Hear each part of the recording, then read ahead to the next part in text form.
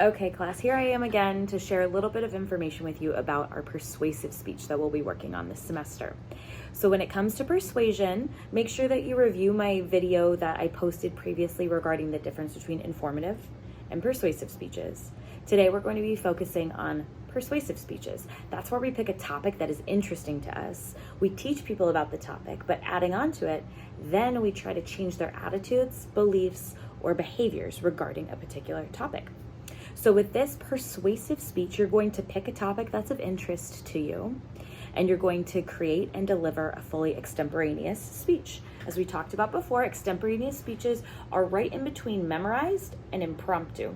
So they hit this beautiful middle ground where you have the preparation behind you, right? You have an outline with some general reminders and notes, but it's not a script that's being read, nor is it fully memorized. It's somewhere in the middle because it gives you more flexibility. You can adjust as you need to when you're speaking extemporaneously.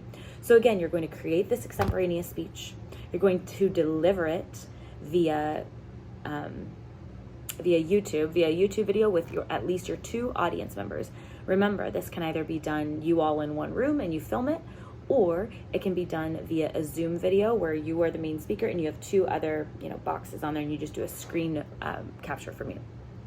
So you're going to be conducting your research on this topic. We're going to make sure we're using reputable sources based on what the topic is. That could look like from the library or maybe from a company's website.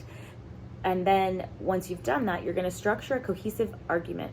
So rather than just you're going to give information and a history on it, you're going to give information and then argue why your point is correct or the most valid that should make people change their behaviors. So this speech will be 6 to 8 minutes in length. Like I've said before on the previous speeches, I have a 30-second window of grace, both before and after. So as long as you're within 5 minutes and 30 seconds and all the way up to 8 minutes and 30 seconds, it will be considered on time. After that, you will lose points if you go above or under more than that. So again, you're going to select a currently relevant issue. That could look like, that could look like, you can keep it lighter. In some of my previous examples, I talked about why PlayStation is a better gaming system than Xbox, for sure. In the assignment instructions, I ask you to be a little bit deeper and more socially and culturally relevant. So some topics that I've heard students do well with before is some sort of persuasion regarding the use of AI. Do you believe that AI is a good thing? Is it a bad thing? How can you argue one way or the other? Maybe you talk about police brutality. I know we have elections that definitely bring a lot of discussion and a lot of emotion and excitement to our country. You could talk about why one political candidate is better than another one.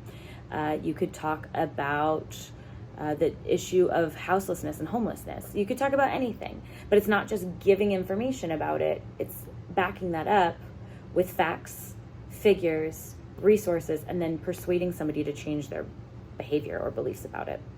So I'm going to ask you to get topic approval from me. It'll just be a quick Canvas assignment where you just submit it in like a chat, or maybe not a chat, but I'm sorry, it's a discussion. There we go. So you can see what everybody else is talking about so we don't have too many of the same ones. You're going to get an approval from me. Once you get that, you'll need to conduct research. You'll need at least 5 credible sources. Like I've talked about before, those could be from the library. They could be contextually, based on your topic. So for example, like if you're talking about the history of PlayStation and why it's better than Xbox, you could get stats from both of their websites, whatever that looks like. All of your sources must be cited in APA style. That could be verbally, or you'll also need to add a references page after your after your outline, you'll have to have a references page. So that's the process. You're going to research, you're going to deliver it, record it, and then upload it. Now, the organizational structure of this speech should follow a problem, cause, solution format. So if we think about our example with gaming systems, you might start with the problem. You say, have you ever noticed that when you're playing on an Xbox system and you're in the middle of whatever game, if your internet isn't just right, you can lose all of your progress on this game. That's your problem. The cause of it could be that perhaps Xbox's servers aren't capable enough to handle how many people play it. I don't know. Again, I'm not an expert. This is just an example. So here's the problem. The games crash. Here's the cause. The servers are not strong enough. Here's the solution. Moving to another gaming format so that you can have a seamless gaming experience. Something like that. So problem, cause, solution. This should be clearly identifiable as you're speaking. It should be visible to me on your outline. And you can use verbal indicators when you're speaking to tell me that you're moving on to these topics or describing these topics. So you must rehearse. You must do it. A lot of us might get used to impromptu stuff, right? When you're at work, maybe you're answering a customer's questions, or in life, your parents might ask you a question and you respond, in an impromptu manner. But for this, because it's formal public speaking, you must rehearse. I'll be able to tell if you practiced or not.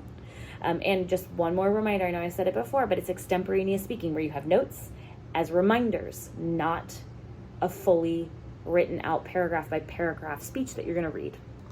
So with the points, the speech is worth 150 points, and then you'll also have to do peer feedback as well.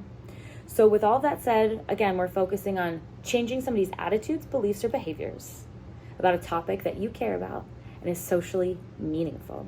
So if you have any questions, comments, concerns, I'm here for you. Canvas, email, office hours, I got you. Thank you.